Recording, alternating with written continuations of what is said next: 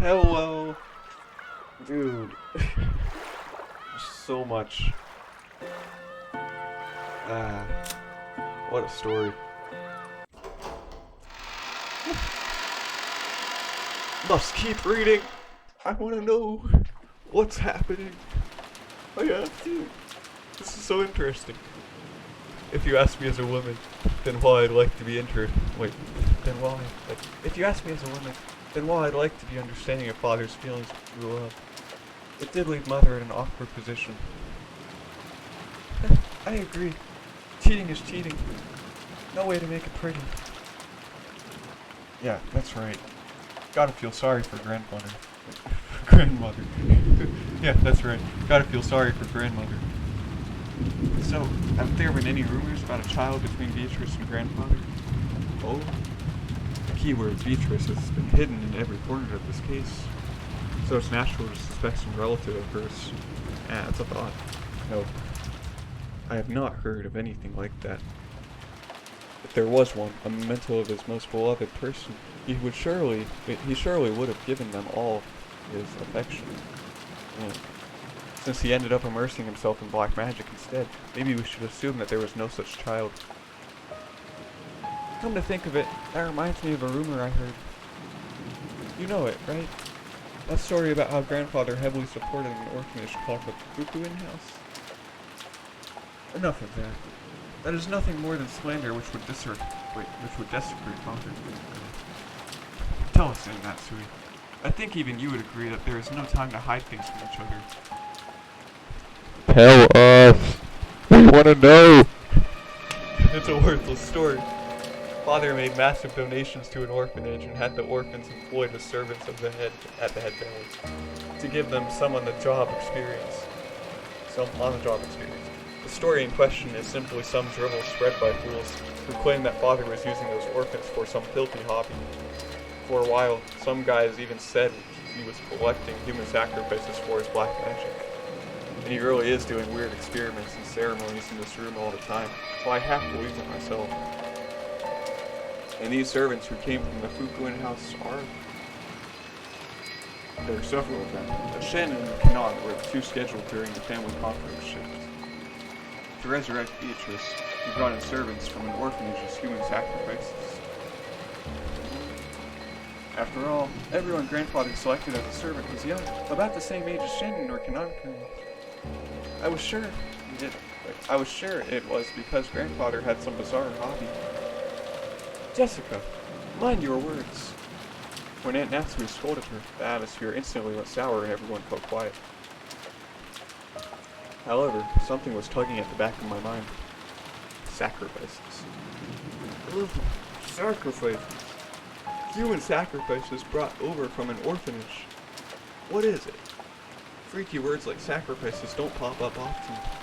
And yet, I've seen or heard that word recently. Some part of my memory is tugging at me. Hey, Beatrice. What do you know?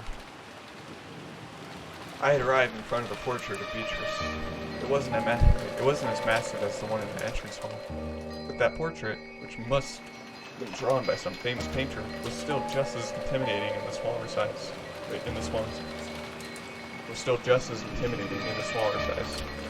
Below it, just like in the entrance hall, was the epitaph that supposedly hinted at the location of the hidden gold. Sacrifices. Here. What battle? You're creeping me out. 6 sacrifices. Both of my eyes were as wide as plates. Everything's been predicted right there from the very beginning. Everyone crowded around, and the same expression of shock rose to all of our faces. It's right. It's right there in the epitaph. On the first twilight, offered the 6 chosen by the key of sacrifices. There's no doubt. 6 people died in the beginning. And even on the shutter where the magic circle was drawn, no, where the Hebrew was written, it mentioned the offering of sacrifices. I was with my mouse together. I've been saying that from the beginning. That's right. Maria said it right at the start. Right after we found the 6 bodies, when Maria was in the parlor watching TV, She said it. The culprit isn't human. It's just the sacrifices chosen by the king. This has nothing to do with the location of the hidden gold. It's the instructions for a resurrection ceremony using black magic or something. After all, this epitaph requires a large number of deaths. I also can never remember if it's pronounced resurrection or resurrection. It sure does. Even reading through it quickly, there'd be 6 plus 2 plus 5. 13 people who must die. Oh man. So that leaves 3 left, right? Oh, thanks. How many people are normally on this island? It changes depending on the shifts for the servants, but there's father, my husband, Jessica, and me. And 2 or 3 servants. Today and yesterday, there were 5 of them, but there aren't normally that many. Which means that normally, there wouldn't be enough sacrifices to carry out the ceremony. No, wait. There's that rumor that grandfather was collecting servants from an orphanage to be used as sacrifices in some creepy ceremony. So what does this mean? He increased the number of servants to increase the number of sacrifices, and waited for the annual family conference when even more people would gather? Isn't now the only time of the year the ceremony could be held? When Jessica screamed this, Maria broke out in that creepy laugh, looking truly pleased. Quit it! You evil kid! Haven't you ever heard of people making bets to test their faith? Like throwing a sandal and saying that if it lands right side up, tomorrow will be sunny. Or saying that tomorrow will be a good day if a coin lands heads up. There are many little superstitions like that. Sometimes when your luck is down and you get bored, and you roll the dice and get 3 6s, you want to believe it's a portent of some miracle. It's a portent of some miracle. When flipping a sandal, you have at worst a 50% chance. Even if you get it right side up, it's not worth much. But if you carelessly roll 3 dice and they all come at 6, you might think that's a small miracle. Magic works the same way. We must pray earnestly for extremely likely result. Then, the feelings from all those stored up prayers gain magical power and become incarnate. The magic that grandfather was trying to perform is probably like that. The key ring was select the sacrifices in the water. So, to reduce the chance that he himself was selected, he chose the day with the greatest number of people on the island to carry out the ceremony. Ridiculous! Are you saying that this entire situation was caused by a mere ceremony for some bizarre magic? Natsui yelled. She couldn't quell the fear that a scorpion charm might be the only reason she was still safe. If I hadn't received that charm from Jessica and hung it from my doorknob, would I have been killed mixed in along with those 6? And the strangest part is, even though I hung the charm from the inside of my door, they couldn't get through that door. The culprit noticed the charm from outside the door and gave up trying to open it. A human couldn't have perceived that. A charm meant to stop something that was not human. Had done exactly that. Impossible. Impossible. Impossible. What next, you were saying? The epitaph certainly does continue to fit even after that. On the second twilight, those who remain shall tear apart the 2 who are close. My voice is spreading more awful. Could this be talking about Eva Sama and Hideyoshi Sama? Painful as it may be, we must reach that conclusion. And after the culprit killed them, they left their words from the 3rd twilight in a letter there. That's right. After carrying out the 2nd twilight, they left the 3rd twilight in that place. The 3rd twilight was just like Aunt Natsui just read. On the 3rd twilight, those who remain shall praise my noble name. If you read it... Wait, that's probably not how he screams. Wait, that's probably not how he screams. Probably the word. No. If you read it this way, forget it. It just keeps going on, doesn't it? On the 4th twilight, gouge the head and kill. You! Gouge the head and kill. George and Niki's parents were killed with those demons ice pick gouging into their heads. Yeah. But if they were at the 2nd twilight, someone else must have been gouged in the head. That's grandfather. He was burned in the incinerator, and our eyes were so drawn to that part that we didn't notice. But his forehead, no, his head had been gouged. Grandfather was the victim of the 4th twilight. Then Kanaka was. On the 5th twilight, gouged the chest and killed. We thought Kanong-kun's case was an unexpected encounter with the culprit, but that's wrong. From the very beginning, they planned to lure someone out alone and drive something through their chest. If the culprit has followed the epitaph this far, does that mean 3 people still have to die? On the 6th twilight, gouge the stomach and kill. On the 7th twilight, gouge the knee and kill. On the 8th twilight, gouge the leg and kill. Yes, you could read it that way. Well, I wonder about that. After those 3 die, it reaches the 9th twilight. Take a look. On the 9th twilight, the witch shall revive, and none shall be left alive. We're all gonna be killed by Beatrice. I don't get it. Wouldn't that mean everyone dies no matter how many people there are? What was grandfather after? Doesn't this mean the ceremony would kill him too? No matter what? Wait, doesn't this mean the ceremony would kill him too? No matter what? It's okay if no one's left alive. On the 10th twilight, we finally arrive at the golden. On the 10th twilight, at journey's end, you shall attain to the power of the golden land's treasures once and for the last time. The witch shall praise the wise and bestow 4 treasures. Oh.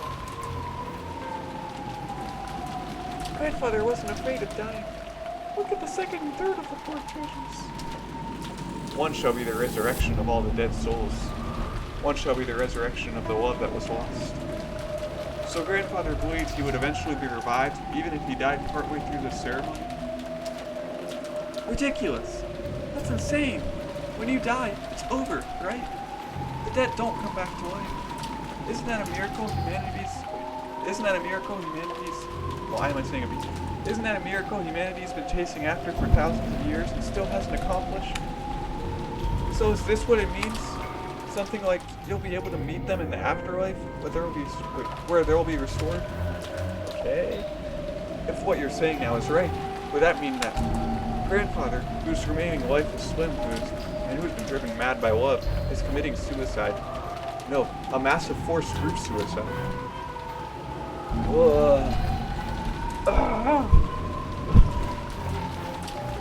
Genji, is such a thing possible? I don't know. The master is a man who sometimes has the wisdom to see 1,000 years into the future.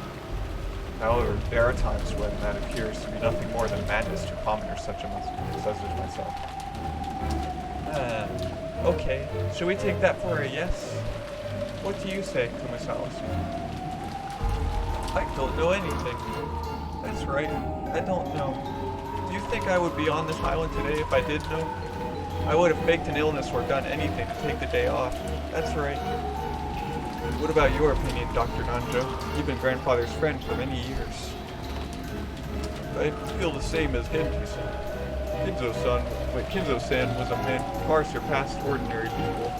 I even felt that sort of inhuman power from him at times. Even I don't know what Kinzo-san was thinking when he wrote that epitaph. All we can say is that even if father did write this script, someone else was carrying it out. That's right. At the very least, there's another culprit who attacked grandfather in Kanong. Furthermore, that person is still continuing the crimes just as the epitaph says. The letter in the beginning that we didn't think deeply about. What was it that was written there? We thought back to the recitation of the letter last night. Beatrice had proclaimed something inside it. She had proclaimed that, according to her contract with Kinzo, she would collect everything of the Shiramayan family as interest. But then she had also revealed a special clause. If someone discovered the location of the gold grandfather had hidden, that right would be lost. When the letter was read, grandfather was still alive.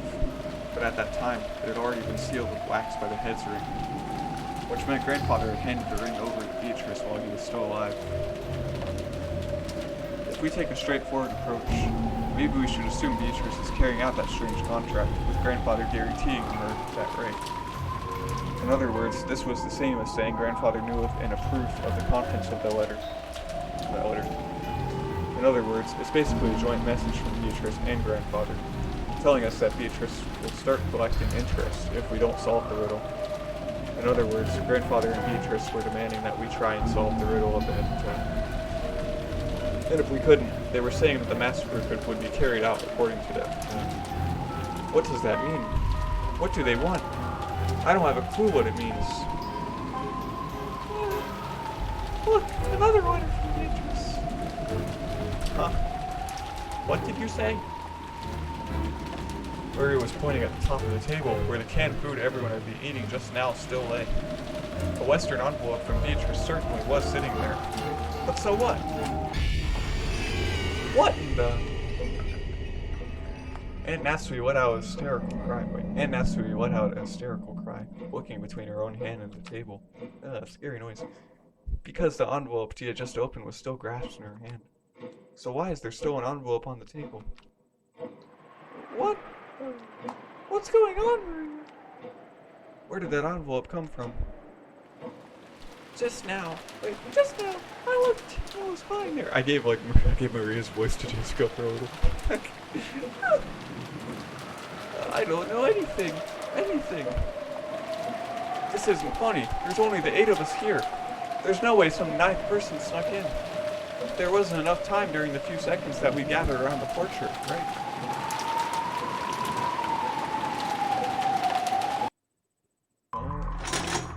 To back! All of you! Back against the wall! And Natsui was pointing the rifle at Genji and the others, bellowing with them. Bellowing. Genji-san was overpowered, his face looking like he didn't have a clue what was going on. Of course, I felt the same, but a few moments late, I reached the same conclusion Aunt Natsui had. Until just a few seconds ago, there had been no letter like this on the table. And nobody entered this room. That means someone among us placed it there during the few seconds when everyone was looking away, preoccupied with the portrait. Battery-kun, open that envelope and read what's inside. Sure. I picked it up. It was still sealed with wax. Even without disturbing its contents, I realized that this was an as yet unopened envelope, an unknown envelope. Oh, I didn't get that right. Without relying on a paper knife, I tore it open and pulled out the letter inside. The contents were as follows. Are you enjoying the riddle of Kinzo-sama's epitaph? As you are all probably aware, you have very little time remaining.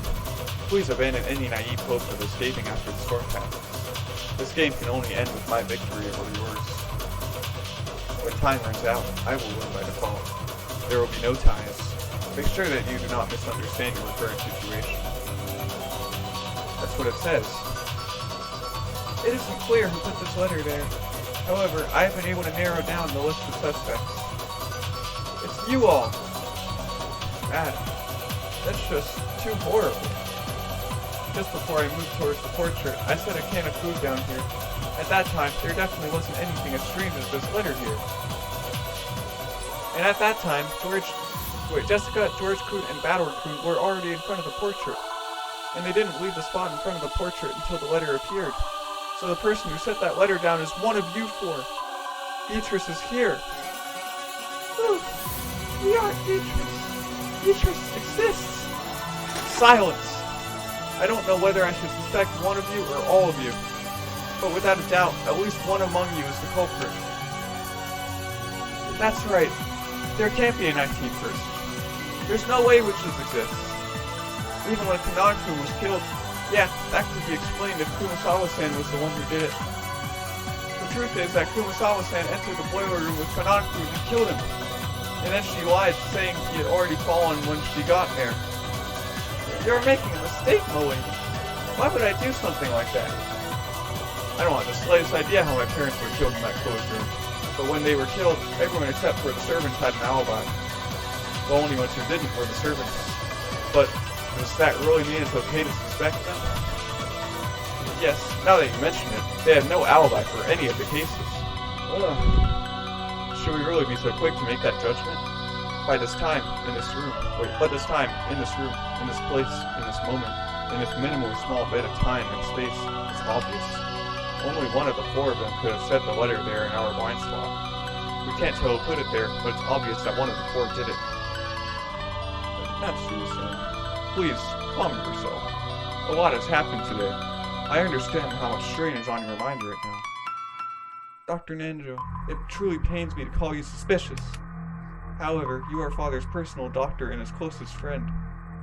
You have been by his side for many years, and you might even know about Beatrice. Could you be hiding some kind of old obligation? Of Of course not. Calm yourself. I was pitiful to watch Dr. Nanjo frantically pleading his innocence. Dr. Nanjo, frantically pleading his innocence. It was probably a normal reaction that anyone would give if they were suspected. Kumasawa's was the same. Ever since Jessica voiced her suspicion of Kumasawa murdering Kanan, Kumasawa had been totally flustered. That was why Genji's still calm appearance looked so bold. Aunt Natsu pointed the barrel of her gun.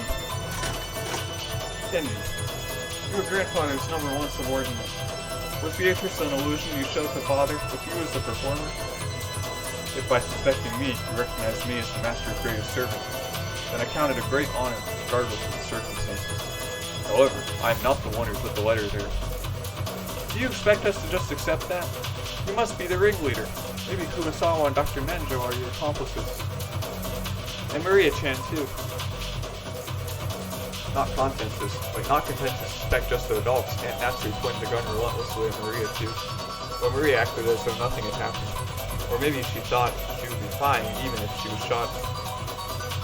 Maria-chan, by this point, we can no longer remove someone from suspicion just because they're young. So for the last time, let me ask the question that everyone's had since last night.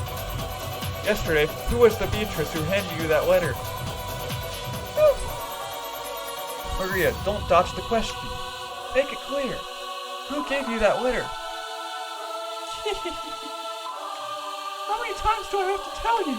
It's Beatrice, the 1,000-year-old golden witch. If you want to know what she looks like, just turn around. See? She's right there. Beatrice is.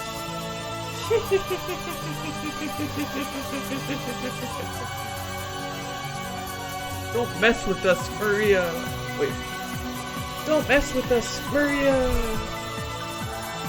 Enough, Jessica. Maria, too. Don't you understand the situation? What are you hoping to gain by saying stuff like that? Stop stirring each other up pointlessly. I don't understand. Who do you all want the culprit to be? You only believe in Beatrice when you don't want to suspect one of your own. When you're trying to settle a grudge because someone was close to you has been killed, only then do you want to believe in a human you can attack with violence and deny Beatrice. That's why you can't see her. Beatrice exists. You all can't see her. Silence. I don't even want to label you as the culprit, but there is no longer any doubt that you enjoy making the situation unpleasant and providing assistance to the enemy.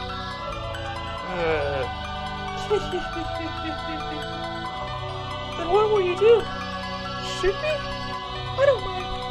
Very soon, the door to the Golden Land will be open, and all the dead will be resurrected. Right now, death is nothing to be afraid of.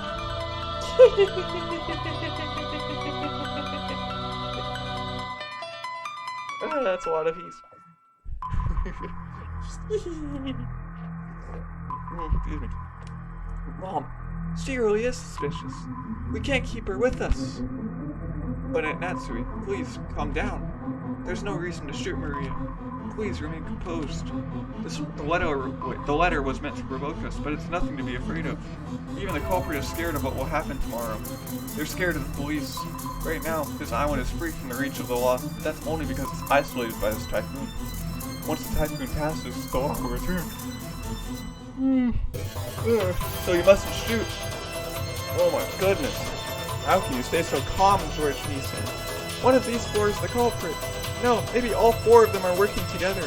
How can you stay so calm when one of these four might be the culprit who killed your parents? Even I have the desire to find the culprit and kill them, but that would be simple barbarism. I will leave the judgment of crimes to the law. So no matter how suspicious they are, you mustn't pull that trigger. I feel the same as George and Nikki. Aunt Natsuri, get a hold of yourself for a second. Anyway, it'd be bad to shoot. In times like this, I hear you should tilt your head back and stay cool 3 times. Stay cool 3 times. Let me make this clear. Witches don't exist. Not in Okanjima, not in the Ushiramaya mansion. I declare it as Ushiramaya Natsuri, representative of the Ushiramaya family. There's no witch here. I won't accept Beatrice. No matter what you're planning, I won't let you lay one finger on my daughter or the rest of them. That's my duty as a mother and as representative to the family. Those words were the final words of farewell that settled everything. The protect her daughter, Aunt Natsui would regard any suspicious person as an enemy. The only reason Virgin Nikki and I were standing on the side was because, by coincidence, we had a clear alibi regarding the letter. If I hadn't approached the portrait, I would also be at the other end of that gun barrel, treated like a criminal. But even though part of me thought that, part of me was thinking that chasing all the suspicious people from this room would finally guarantee our safety. Genji-san and Kumasawa-san, and Dr. Nanjo, all of them were on grandfather's side. Maybe you could say that once Maria started filing police indicators, she was also on grandfather's side. That's right, they're all suspicious. But is this really okay? If we throw out all of the suspicious ones in such a lawless way, will we still have the right to defy the lawlessness of the witch? I don't know. But the answer to all this is just so much theorizing. So what's the next step? Aunt Natsui didn't tell them to leave with her own words, but with wordless pressure, she induced them to say that themselves. Because if Dr. Nanjo didn't say those words, this cold silence would surely continue forever. Calm yourself, Natsui-san. Still, I understand your feelings well. I myself feel like there's something wrong with my head after all these strange, repeated incidents. So I understand well why you want to suspect us. If you really have nothing to do with this, then my actions now would be beyond rude.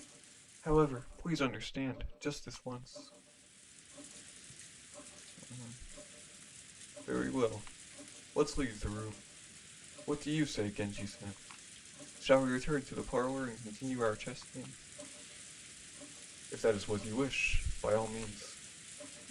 I don't want to. After all, that means we'll have to leave this room knowing that the wolf is among us, right? I don't want to. Madam, please forgive me. Eek! It was obvious what Kumasawa-san was trying to say. If she was innocent, then she was being ejected into dangerous territory along with the culprit. In the current situation, urging her to leave this room along with the suspects was almost exactly the same as letting her get killed. However, Kumasawa-san really was suspicious just for being the first one to discover that Kanan-kun had been murdered. At that time, everyone except Kumasawa-san had an alibi.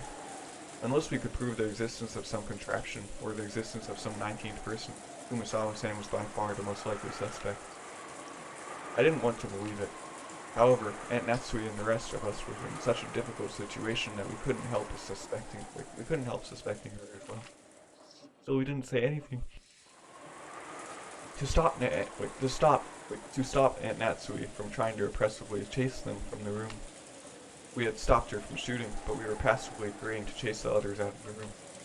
On top of that, Maria spoke to the fretful Kumasawa-san. It's okay.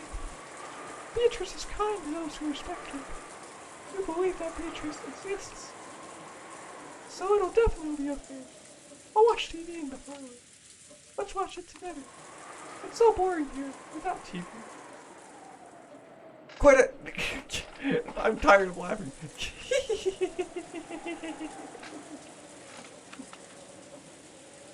It looked like Kumasawa found Maria's roguish laugh very frightening. However, the three other people had agreed to leave the room. Kumasawa couldn't fight the flow and had to agree, crying as she went. Nothing makes sense anymore. Well then, Natsui-san, that will be all for tonight. Let us meet again tomorrow. Yes, please understand, at least for tonight. When the police come, all of us will surely apologize for our rudeness. You may play chess, but do it in a safe place if you can. Genji, I leave them in your hands. Certainly. It can't be helped, can it? They always say that the most frightening bears are those with their children. Genji, Kumasawa, my sincere apologies. Wait, who's that? I think it's her. Genji, Kumasawa, my sincere apologies. Let us meet again tomorrow. Maria-chan too. Please forgive your cold aunt. I forgive you. Madam, the keys to this room. I will hand both over to you. Genji-san pulled 2 golden keys from his pocket and handed them to Aunt Natsu. And I will also hand over my bundle of keys to the inside of the mansion. He took out a bundle of about 10 keys of various shapes and handed it over. To the servants, those keys were probably proof of their position. Being placed in charge of those keys meant that they were trusted, relied upon. When they were forced to return them, it meant that they had lost that trust. Thinking about it this way, to Genji-san, who had worked here for a span of many years, there could be no greater shame. However, Genji-san's usual indifferent expression remained on his face. Genji, I planned that, after Father passed away, I would reward you for your many years of hard work and allow you to retire. To treat you like this makes me feel ashamed from the bottom of my heart. I have already received the Master's favor. Everything I have done until today has been in payment for that. Please, do not worry over it. Well then, shall we, everyone? Good night to you all. Good night. Good night to you too, Battle. Maria, wait a sec. Knowledge of guilt made me call Maria back. Wait a sec. I groped around in my pocket and took out that scorpion keychain. This repels magic, right? Wear it. Didn't you say you dropped it? Back then, I got ticked off and just bluffed that I'd lost it. There's no way I'd lose there's no way I'd lose the precious charm you gave me. Maria silently took the charm. I was unable to say anything after that. Well then, everyone, good night to you. We watched them leave, our expressions completely worn out, and we weren't even able to respond.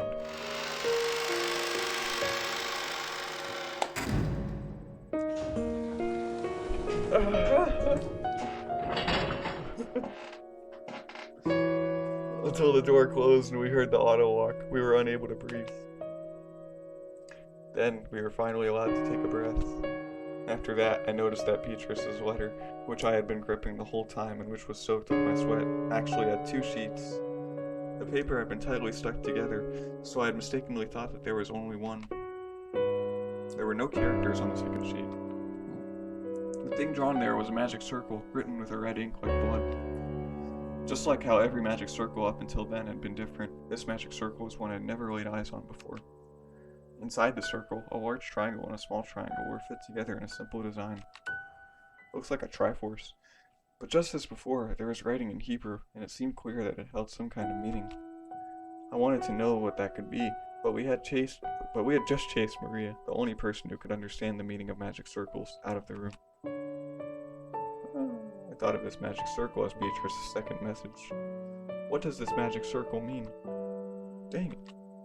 After chasing out all of the suspicious people, all we had to do was stay barricaded here until morning, and everything would probably be over. Once the typhoon is past, when the seagulls cry, will everything be resolved? Will everything be resolved? Huh? But the letter, which had unexpectedly appeared in the study, forced us to reject that naivety.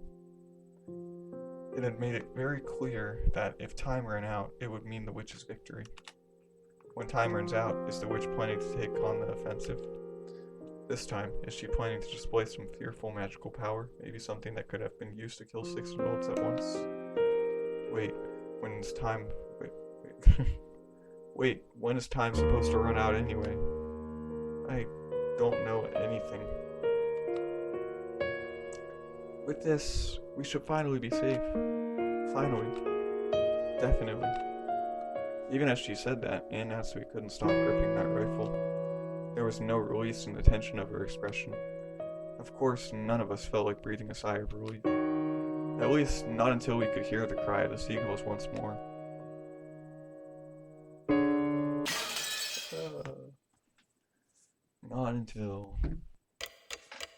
Not until, you say. Why is the clock so big? What the? Is it supposed to do that? Jeez. I guess it's some kind of emphasis. I don't know. Are you trying to emphasize the fact that we're getting closer to everyone being dead? After we chased them out, nobody wanted to say anything. All of the suspicious ones had been driven away. Even though we knew there might be some innocence among them, we still did it. We chased them out of this paradise, where people don't have to suspect each other. But our motive for chasing them out of suspicion of one person towards another, the worst kind of crime for a human. If we had accepted the existence of a 19th person, the witch, then we all might still be talking face to face. Then we all might still be talking face to face, trusting in each other. In that instant, we had agreed to chase out all of the suspicious people. But had that been the right thing to do? During this endless silence, we could do nothing but be quietly tormented by that sin. And Natsui faced the door without letting go of her rifle for even an instant, sitting far back in the sofa. She would probably spend the night staring at the door without a wink of sleep. George and Nikki gazed through a gap in the closed curtains by the window, looking down at the courtyard and the mansion that surrounded it. I didn't know whether he was checking to see if a suspicious shadow would become visible through the window. To see if a suspicious shadow would become visible through the window. Invisible, I don't even know. Or whether he was wondering to himself about something. Jessica was sitting sideways on the sofa next to Aunt Natsui, with a dead expression on her face. And every once in a while, as though she just remembered something, she'd take out the inhaler she had used during her asthma attack and stick it in her mouth. I just heard it from Aniki, but apparently Jessica liked Kanan-kun. It was apparently so vague that she hadn't realized it herself. You know, it's the kind of thing other people tend to spot before the person in question realizes it. Which means she might have first learned of her feelings when the person she liked died. It must have been so terrible, so sad. Come to think of it, Kanan-kun was the one who handed her that inhaler. Maybe she was remembering that. I was fishing around Grandfather's study, thinking I'd researched the meaning of the magic circle on the letter's second sheet. Even though we were shut up here in a defensive position, my rebellious nature made me want to find some key, some way to resist. After all, we've got plenty of time before tomorrow morning. Who could fault me for how I used that time?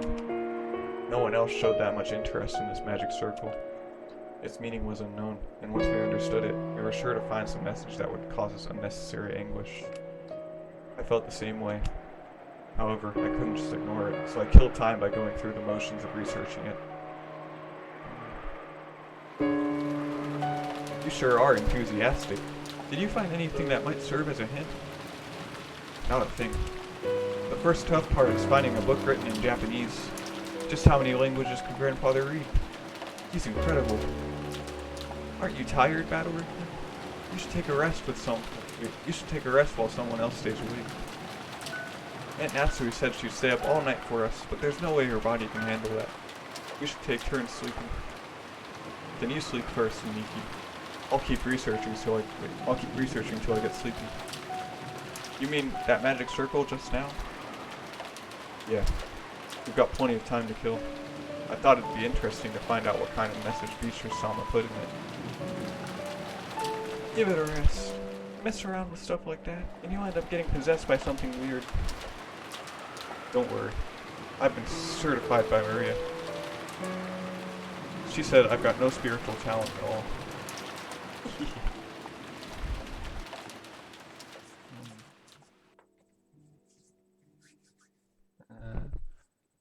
Were we too cruel to Maria? Jessica, you mustn't think... Oh, she was saying that. Were we too cruel to Maria? Jessica, you mustn't think that now.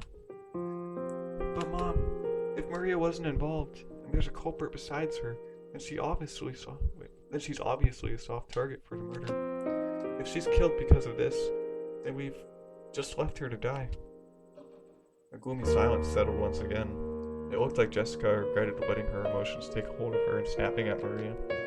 She's always been like that. Always acting tough and regretting it later. I understand how you feel, but Maria was in close contact with the culprit. And she might have been siding with them, talking like that over and over to further confuse matters. I am relieved that we chased them out. That's pretty harsh, Aunt Natsui. Couldn't it just have been the nonsense of a 9-year-old girl? It probably wasn't very convincing to hear that coming from me. I myself thought Maria was creepy on several occasions, even doubting her true nature. And when Maria was chased out of this room, I couldn't deny I'd felt some relief. If that is the case, then tomorrow we will apologize for what we did. I will take full responsibility for chasing them out of this room. Wait, who's talking? This isn't something the rest of you have to worry about. I could feel a tragic... Oh, it was her. It was her. I could feel tragic determination in Aunt Natsui's words. To protect her own daughter, she had resolutely chased out the suspicious ones. And if, as a result, she had to watch the people who had unfortunately been suspected die, so be it. She was prepared to take full responsibility. Why does Maria have to keep saying stuff like that? She's bringing about her own ruin. I think the reason Maria-chan adores witches and magic so much might be Aunt Rosa. Aunt Rosa? What does she have to do with this? Didn't you realize it too, Battle-Raccoon? Maria-chan's real father ran off somewhere a long time ago. Although Aunt Rosa tried to confuse the issue by saying he's on a foreign business trip. Talking about Rosa-san's family has become a kind of taboo in the Shiramaya family. I think Aunt Rosa thought about remarrying, but I also believe Maria-chan may have become her shackles and made that quite difficult. After all, she sometimes got really emotional and hit Maria-chan. I agree with you there. It looked like Aunt Rosa was trying hard to like Maria, which means that she didn't really like her. She might have thought of Maria as someone who stood in the way of her remarrying. I think that emotional rejection from her mother must have left some deep scars in her young heart. So she learned about this occult hobby from somewhere and immersed herself in it to bury the holes in her heart. Ah, that's sad. Did you know? To Maria-chan, the image of a witch isn't negative at all. Isn't negative at all. Remember yesterday at the beach when she showed us her notebook? Yeah. It was full of all those fun-looking scribbles. Yesterday, when we were down by the beach doubting the witch, Maria got all riled up and started explaining about witches. And not one of the pages had shown a picture of an ugly witch. They were all brightly colored, beautiful, cute witches who looked like they were having fun. There was absolutely nothing sinister about them, like a boy might have imagined. They were beings adorned with beautiful dresses, who could grant anyone's dreams with their mysterious magic and who made everyone happy. Maria felt the sorrow of not being loved by her mother. Had she sought help from the witches as beings who could give up her happiness? Had she sought help from the witches as had she sought help from witches as beings who could give her happiness and save her? Yeah. Someday a witch would come, and using her wonderful magic would bring Maria happiness. Even though she believed that, as she grew older, she had to face reality as her fleeting dreams were sliced to ribbons one by one. If something claiming to be the witch of Rakunjima appeared in front of a girl like that, whispering that she'd take Maria to the Golden Land, where Maria could be happy. Now that it's come to this, I want to confess what's in my heart. Throwing out Maria-chan, no, Genji-san and the rest too, was probably the wrong thing to do, I think. It wasn't pleasant, since Jessica had been the one to face them and slam them with words of rejection. Her conscience must be tormenting her a lot right now. Then how do you explain that letter? No one could have said it there except the 4 people standing behind us. I made sure of that with my own eyes. If those 4 are innocent, how was that letter placed in a closed room with 8 people? That's right. When you put it that way, those 4 really do seem suspicious. But it's all useless. It's all useless. Useless? What is? Right.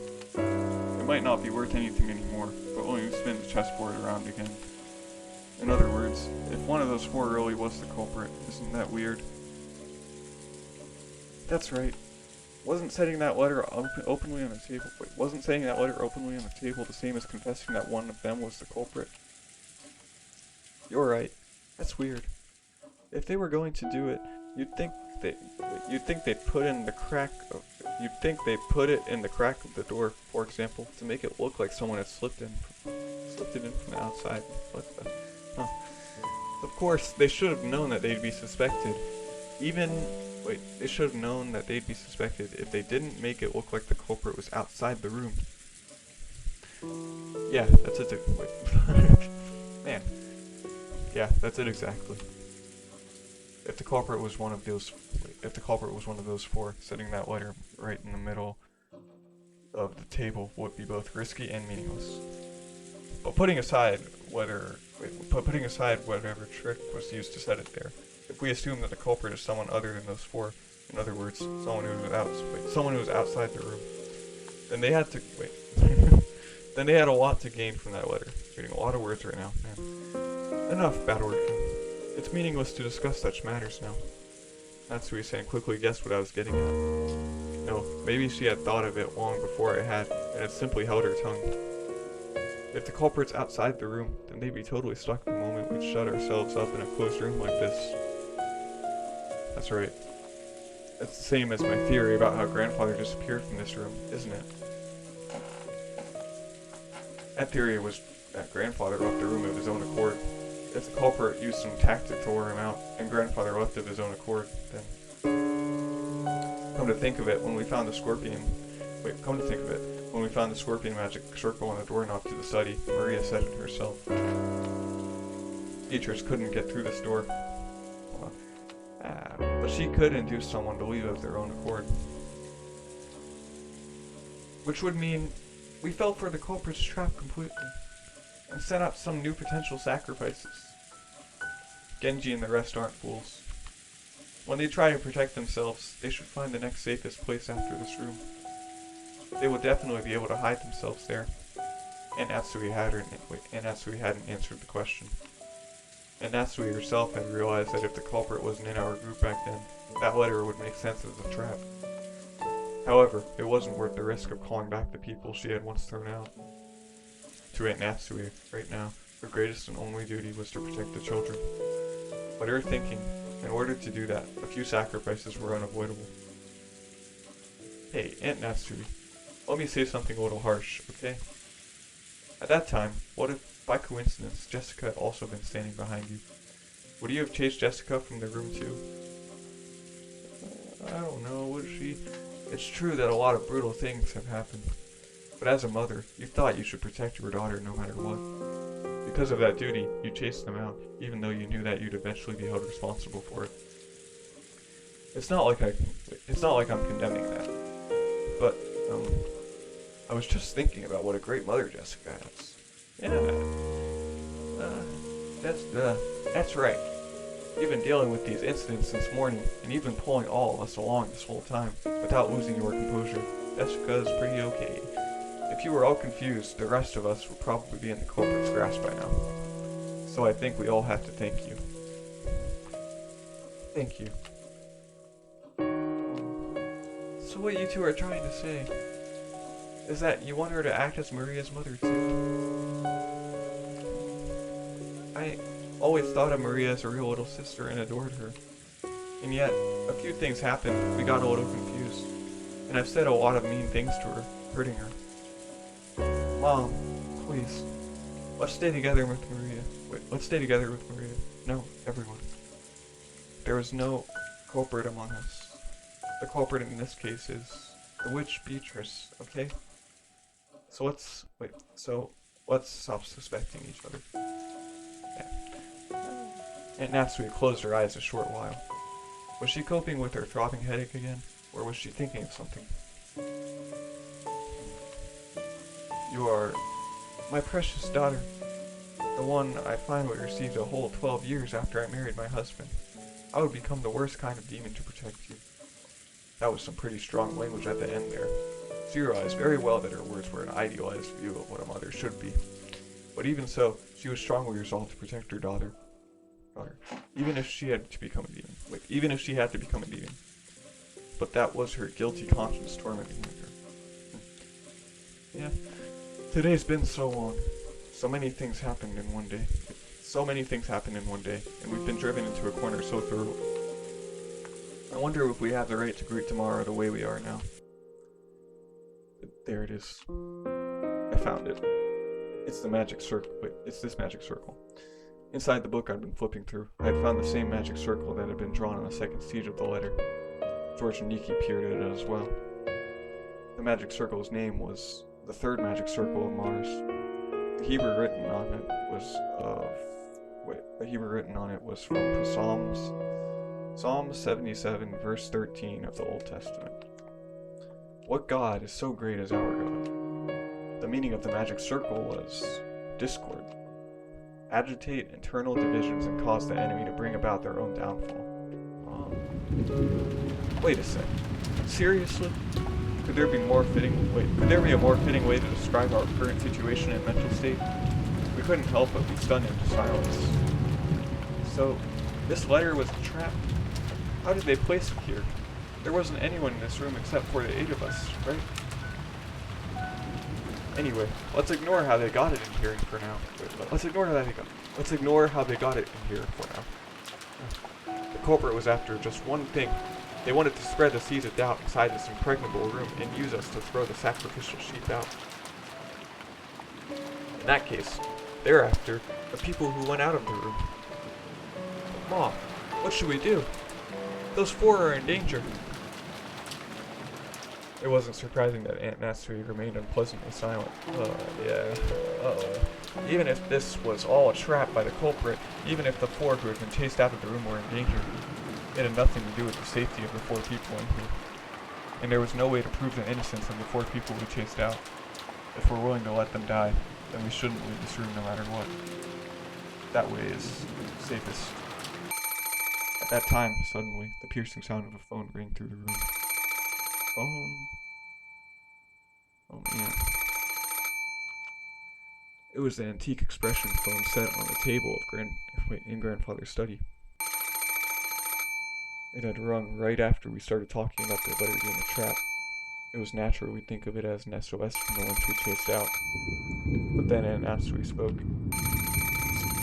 Well, why a phone call? The phone should be broken down and unusable. That doesn't matter. If that's Maria's calling for help. If the problem with the phone was the culprit's work in the first place, then this call is probably. With that one sentence, the ring of the phone, which had once sounded like a scream for help, now started to sound like a ghastly word from some unknown person. And Natsui hesitated over whether to pick up the receiver. Let's pick it up, Aunt Natsui. The phones might have been fixed for some reason. It could still be an urgent call from Maria-chan and the rest. That's right. And if it actually is a call from the culprit, bring it on. Why don't we listen to what they've got to say? It's just a phone call. No matter what they babble through the receiver, it's not like it's gonna hurt you. If you don't pick it up, then I will. I will take it. Hello? I stretched out my hand to take the receiver, but Aunt Natsui grabbed it before I could reach. We all held our breath, trying to figure out who the person on the other end of the phone was. For a while, Aunt Natsui kept saying hello. A silent phone call? There's no way Maria and the others would do something so creepy. Which means, could this phone call possibly really be? Natsui stopped repeating hello and strained her ears, because she thought she heard something far away on the other end of the receiver. What was that? Huh? Is someone... singing? Oh, okay, singing? What do you mean, singing? I don't know. Faintly, from the other end of the phone, I can hear someone singing. I wonder what it could be. Give it here for a sec. Hello? I half forced the receiver from the stunned Aunt Natsui's hand and pressed it against my ear. At first, I didn't hear anything. But, because I had been told about it beforehand, I noticed. It sounded far away from the receiver, rather than someone speaking in a quiet voice. And it sounded like a girl singing a song. That voice did sound like Maria's, but that just made the situation even more inexplicable. At the very least, the one who had made the phone call hadn't been Maria. After all, Maria was singing some song far away from the receiver. In that case, the one who made the phone call should have been Genji-san, Kurosawa-san, or Dr. Banjo. Hey, hold on. And yet, they weren't saying anything. Why? For what reason? The person who made this phone call. Who was it?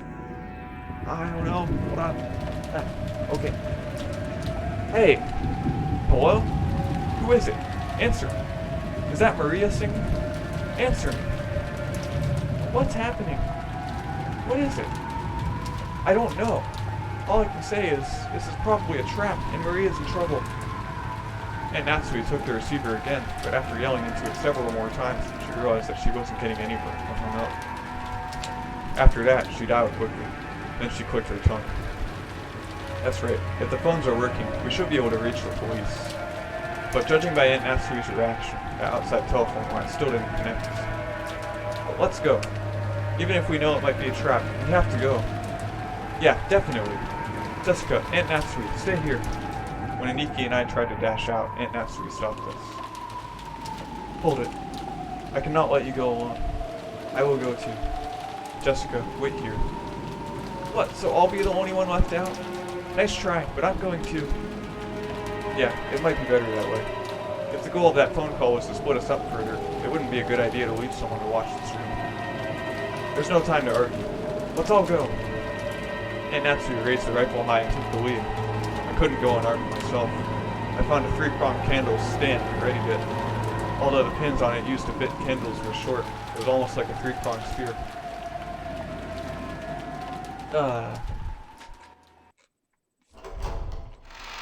Eat a little bit of candy. Then the 4 of us left the study. We left the study, which should have been the safest place inside the mansion.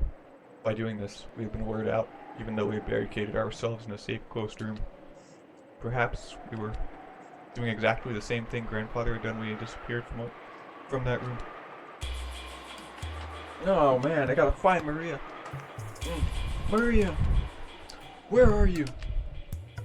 Answer me! I listened closely, but didn't hear anything. The mansion was vast, and since the passing typhoon was making its last stand, the sound of the rain was even noisier than before. Maria-chan said she wanted to watch TV in the parlor, right? Let's try going downstairs. That's right. Let's try there. Everyone, be mindful of your surroundings. Yeah! With Aunt Natsui in the center, her rifle readied in her finger on the trigger, we moved in a group, our backs together, checking our surroundings in all directions. It was just as though the magic of that magic circle designed to spread discord had worked. We had split up, and furthermore, had been dragged out into dangerous territory. In other words, even now, we were doing just what the culprit wanted us to do. This was a separate world where it wouldn't be odd for anything to suddenly occur. Aunt Natsui nervously pointed the barrel of the gun at every dark spot and shadow. It felt like that motion was out of fear rather than caution. But the rifle she held in her hand should have been a trump card that the culprit feared. You know, I've been thinking. It wouldn't be impossible to stick one of those ice picks into someone's chest, like in Kanan-kun's case. But splitting the skull and sticking them into the forehead, like in my parents' case, wouldn't be that easy. You think the culprit had that kind of animal strength? Do they? They probably had some kind of weapon device that can shoot or pound in those ice picks. That handle was too short to be driven in that deeply by human strength alone. Just scary to think about. So graphic. Either way, they have enough force to break through his skull. I heard Kanan's wound reached as far as his lungs. If you happen to see your opponent, don't go forwards. You mustn't move away from my back. Just how sinister and frightening was the weapon that could shoot those creepy ice picks. And could I do anything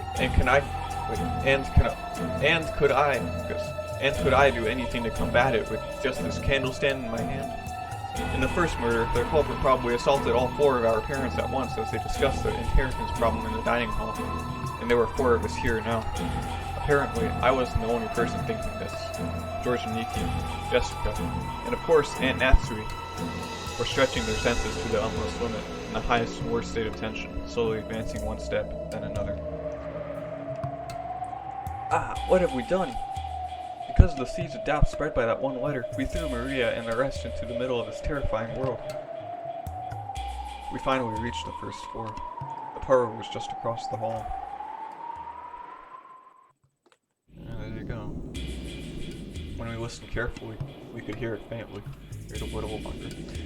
Maria's eerie singing voice.